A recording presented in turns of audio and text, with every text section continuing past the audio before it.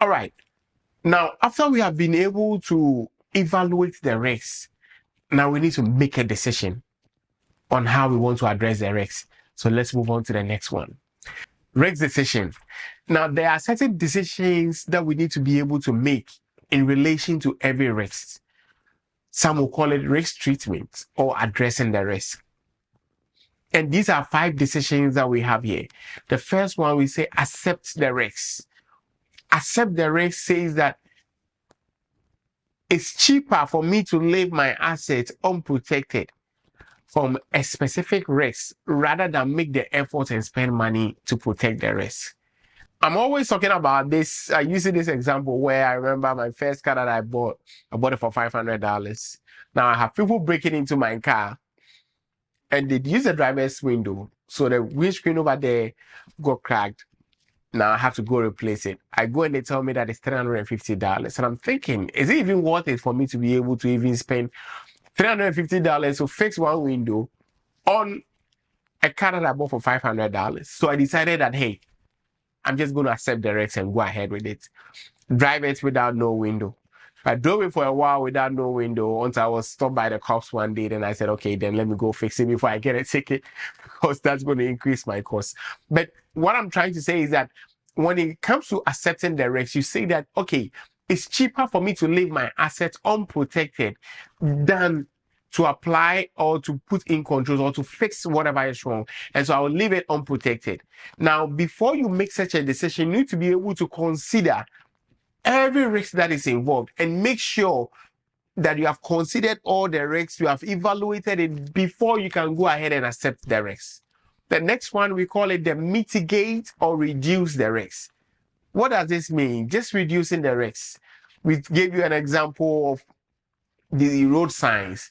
That is what the road signs does. Help us to be able to reduce accidents on our roads. We stand a risk of being involved in an accident, but the road signs helps us to be able to mitigate those accidents. Then we have the third one that is called the transfer the risk. Transfer the risk means that we are looking for an insurance model, a third party that will be in charge that in case anything happens, they'll be in charge. I'm sure you have a car insurance, and that is what I'm talking about. Transferring the risks.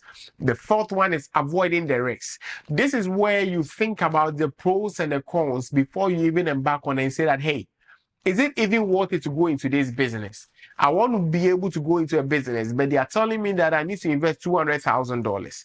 But it's going to take me about 25 to 30 years to be able to recoup my money back. Is it worth it to spend $200,000 of my money on a business that it will take me about 20 or 30 years to recoup it? I said no. But a thorough risk analysis should be completed before taking on a new project. Now, when you discover that the risks are too high and you cannot easily mitigate or avoid the risks, what do? You just leave it. Then remediate the risk. Remediate means that you are eliminating the risk totally. Remember, it is not easy for you to be able to eliminate risk totally. But when it comes to remediate risk, there are certain risks that you can remediate or you need to be able to remediate totally. Now, when you're in an interview, there are a few questions that you are being asked.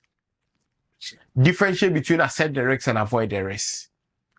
Differentiate between mitigate and remediate. So don't forget, mitigate means to reduce.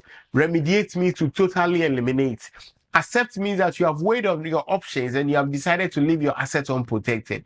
Avoid means that you are actually running away. You are not involving yourself in the business at all. And those are the risk decisions that you make. But after you have made these risk decisions, what happens? You realize that there is a residual risk that is involved. We've already talked about residual risk, but look at this beautiful picture that is being shown on your screen. You see how all the risks are going through the funnel. The funnels are your control. And so all those risks goes into your funnel. The drop that comes out is your residual risk. Isn't it so beautiful? All right, let's go into the next one. Now, we want to talk about something that we call risk appetite, risk tolerance, and risk capacity. And I want you to follow me very well here. Now, when we talk about risk appetite, we are saying that the amount and the type of risk that an organization is willing to pursue or retain. When we talk about risk tolerance, the acceptable degree of variability or deviation from the expected level of risk that an organization is prepared to withstand. in order to achieve its objectives. Whereas when they talk to risk capacity, is the maximum level of risk to which the organization should and can be exposed to. Now, let's take it this way. When we talk about the amount of risks or type of risk an organization is willing to pursue or retain, remember that risk appetite talks about something you are craving. It's your cravings. It's your green area. This food that you are craving for, you'll be able to do what? You'll be able to eat it. When it talks about tolerance, you bring you the food and you realize that the food that they have brought to you, it is more than you expect, or it is more than you were craving for. But you still say that, okay, I will still be able to. When we talk about the maximum level, we are talking about the time where this is the max that you can be exposed to. Anything beyond that is crashing the companies down. I hope I made sense to you right there. Now let's move into data governance. Data governance. Now when we talk about data governance, we are talking about policies. We are talking about standards. We are talking about procedures and guidelines. Now, whenever you hear about policy, always think about this question. Why do I need to do this? When we talk about standards, you start thinking, what is required? Procedures, you start thinking, how do I do this? And guidelines, you start thinking for your information. Now, let's get into it. Policy. Now, policies are high-level statements with broad application throughout the organization. Now, policies are being designed, or policy states what is required actions and may include linkages to standards and procedure. The policies are the high-level statements that have been made that applies to the whole organization. Standards are the mandatory actions that have been designed to support or conform to the policy. So the policy says that, okay, everyone is supposed to sleep at 6 p.m. Now, the standards are the mandatory actions. What are the mandatory actions? We all have to be in our rooms by 5 p.m. or 5:30. All those actions that conform or support the policy is what we call standards. What is a procedure? The procedure means that what are the step-to-step guidance or the practices that we have put in place to make sure that we are conforming to the policy. The step-to-step practices that we are putting in place to conform to the policy.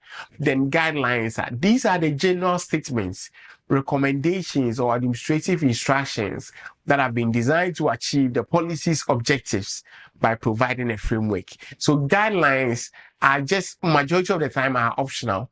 But when it comes to procedures, policies and standards, they are mandatory and we need to be able to do it. I hope that makes sense. And these are some of the terminologies that comes under governance.